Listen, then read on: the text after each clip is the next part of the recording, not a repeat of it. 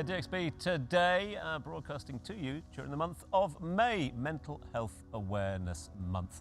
The big focus for us today on men's mental health here in the region. With us now, the two co-founders of Nafsi, a licensed online mental health platform based right here in Dubai, which offers confidential and culturally sensitive therapy services to all.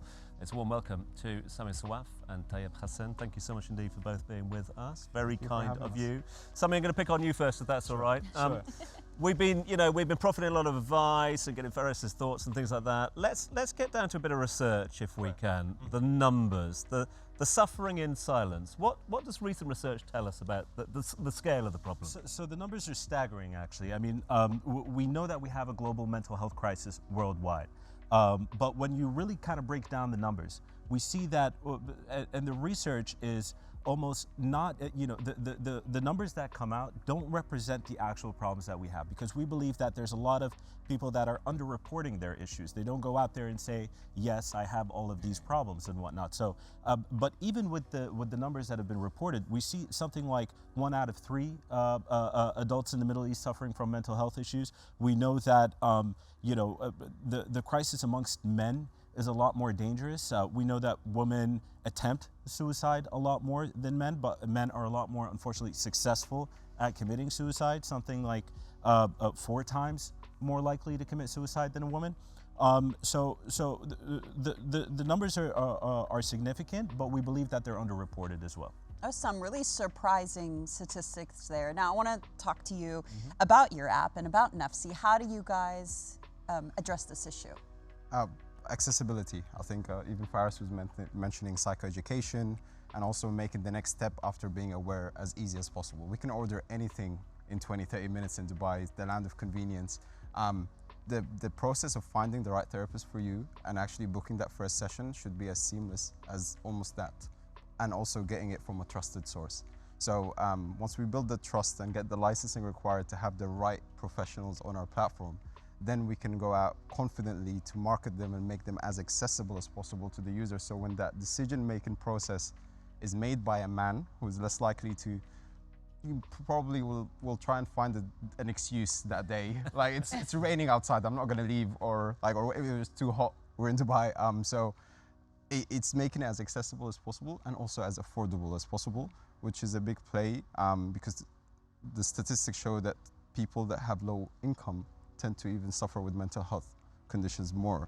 So making it accessible not just with the price, but also making it accessible with your insurance online, which was something that's never been done in the region just yet. So being able to offer it with your pay and claim, you can claim it back from your insurance. We're a licensed platform. We're licensed as an actual clinic that offers telehealth and virtual mental health clinic. That's literally on our licensing by the Dubai Health Authority. And instant, by the way. I went on the website yesterday, and within an hour I could get an appointment. I couldn't believe it. Absolutely, yeah, the app is out. 1 hour, we'll get you a therapist. So a question for you. Dubai is very progressive when it comes to kind of mental health, putting forward policy and whatnot. What do you think is needed for us to continue to be able to build the infrastructure here and make this much more accessible to the masses? Just men's mental health as a whole, making it in general, a conversation. I think it's education early on. Both Sami and I grew up here. It was still a taboo to talk about mental health. It is at home, and it still is at school, a lot of our schools. So I think getting that psychoeducation from early, when someone's going through school early on, 15, 15, getting ready to be a man, understand the different challenges that might present, or a woman, but I know the topic is men's mental health. So it's really education early. I think that would be something that's pivotal, because we, as yourself had to do, we tend to do a lot of that education when people come to us. So we have like a 24/7 call center team that is actually trained with mental health first aid training, and as well as other trainings, to be able to actually handhold the users if they're hesitant or they're not sure what they're getting themselves into. So even the CBTs, defining what the treatment is, all of those things are still brand new, especially for our Arabic-speaking audience. And I'm really happy that you touched on the teenagers side of things, because coming to you then, Sami, I want to perhaps ask you a question. That how can you actually guarantee anonymity? Because there is still fear amongst men, especially in this region of culture. So say, obviously there's a boy, 14, 15, Right. and he needs help and he's coming to you.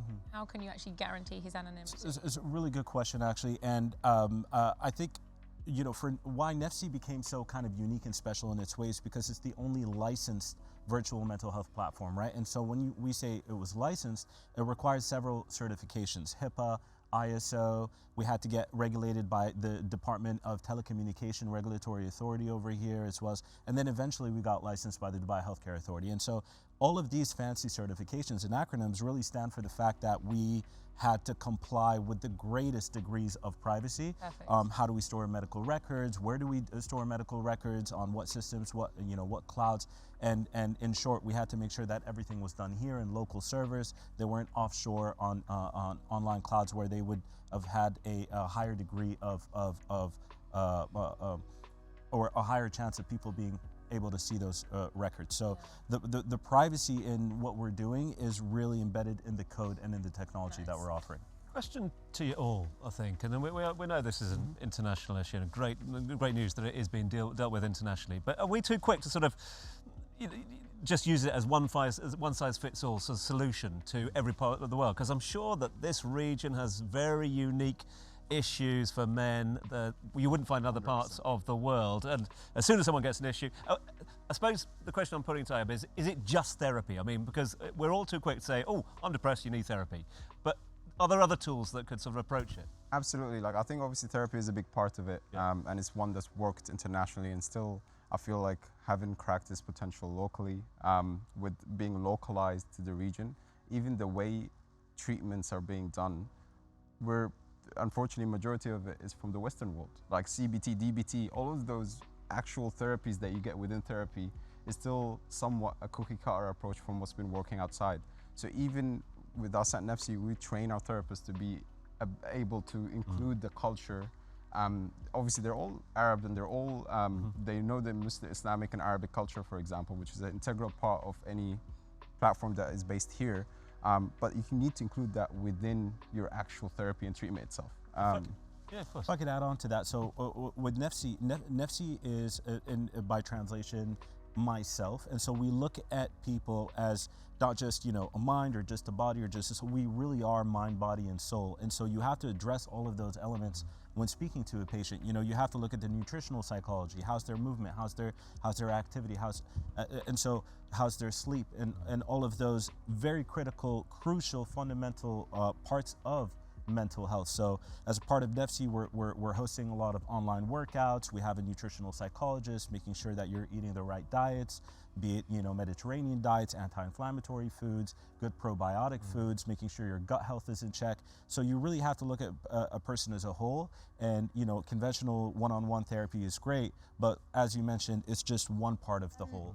Sami, Tayyib, I understand today is a really important day for you. You launching the Nafsi app. So we're short on time, but just tell us about that and how exciting that is. Absolutely, like, it is a big day. 5/5/2025. It's also a good day to take this to announce this news.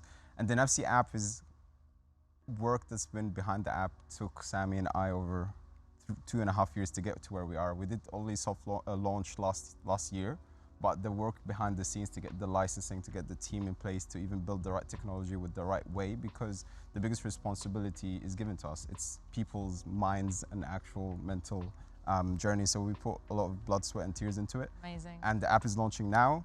You can download it, Nafsi, Nafsi, with the smile right next to it, and start your mental health journey. Honestly, Nice. guys. Well Like done, all these guys. app creators getting on with each other. I know. I'm going to grab a coffee right after.